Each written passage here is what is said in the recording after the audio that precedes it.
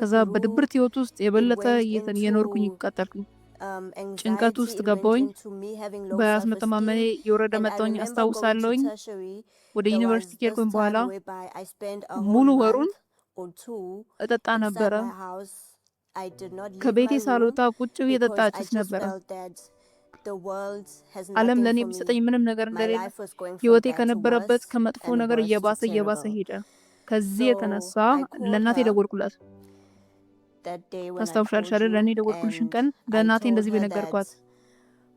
እናቴ ችግር ውስጥ ነው ያለሁት አልኳት። ምን ማድረግ እንዳለብኝ አላውቅም አልኳት። ከዛ እንደዚህ አለችኝ፣ ዩኒቨርሲቲ ባለሽበት ቦታ ላይ ፈልጊና ሂጂ አልኳት። ግራ ገባኝ። እንደዚህ አልኳት። እሺ አብረን እንፈልጋለን አልኳት። ጓደኛዬ ወደ ከተማ ሄደች። በመንገድ ላይ ስትሄድ በጣም ደስ ብሏት ደወለችልኝ። ታዶ ቤተክርስቲያኑን በስተመጨረሻ አገኘኝ አልኳት። አብረን ከጓደኛዬ ጋር እሑድ ወደ ቤተክርስቲያን ሲሄድ ትንሽ ፈርቼ ነበረ። ምክንያቱም ቤተክርስቲያን ውስጥ ነበር ያደኩት። ነገር ግን ተመልሼ ወደ ዓለም ከሄድኩ በኋላ ድጋሚ ሲሄድ የተውኩበትን ቦታ ሲሄድ ሰዎች ሊነገሩኝ ወይም ደግሞ ሊወቅሱኝ ይችላሉ ብዬ አሰብኩኝ። የመጀመሪያ ጊዜ እሑድ ወደ ቤተክርስቲያን ሲሄድ በጣም ደስ አለኝ።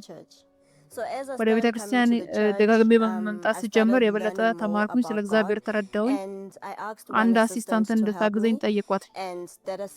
ያቺ አሲስታንት ደግሞ እናቴ ነበረች። አሮጌው ህይወትሽን ተይ አልኳት። እንደገና በውሃ ተጠመቂ አልኳት። የእናቴን ምክር ተቀበልኩኝ። እንደገና በውሃ ተጠመቅኩኝ። በውሃ ከተጠመቅኩኝ በኋላ